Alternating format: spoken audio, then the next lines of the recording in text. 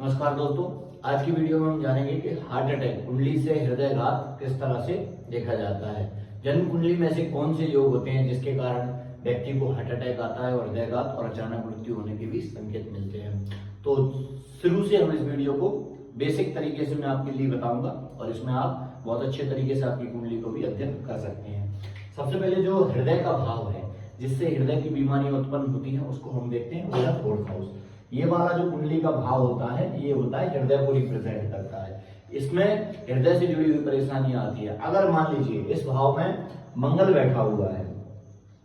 अगर इस भाव में मंगल आ जाता है और वो पाप ग्रहों से दृष्टित है या मंगल के साथ में राहु या शनि,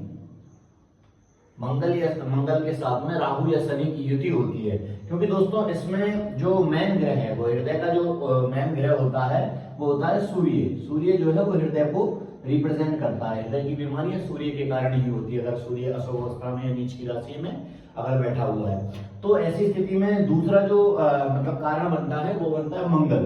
क्योंकि मंगल जो है वो रक्त को रिप्रेजेंट करता है, आपके रक्त को रिप्रेजेंट कर रहा है, रक्तचाप को रिप्रेजेंट कर रहा है। रक्त धीमे चलेगा या स्लो चलता है, तो मंगल रक्तचाप को रिप्रेजेंट करता है, सूर्य हृदय को रिप्रेजेंट करता है और शनि जो है वो स्लो कर देता है, चीजों के लिए धीमा कर देता है। अगर शनि के साथ में मंगल आ जाता है तो व्यक्ति का जो रक्तचाप है वो धीमा हो जाएगा। धीमा मतलब हृदय को सही से उसको मिलेगा नहीं, सही से हृदय मिलेगा नहीं। और फोर्थ हाउस में मंगल वैसे भी अशुभ माना जाता है। अगर मंगल अशुभ अवस्था में है चौथे घर में तो रक्तचाप की या ब्लड प्रेशर से जुड़ी हुई उसके लिए परेशानियां हो सकती हैं। इसी में ही अगर सूर्य जो है जो कि हृदय के भाव को रिप्रेजेंट करता है, अगर सूर्य छठे भाव या आठवें भाव में आकर बैठ जाता है, अगर यहाँ पर सूर्य जो है वो अपनी नीच की राशि में आ जाता है, सूर्य अगर यहाँ पर नीच की राशि में आ जाता है, नीच का हो जाता है,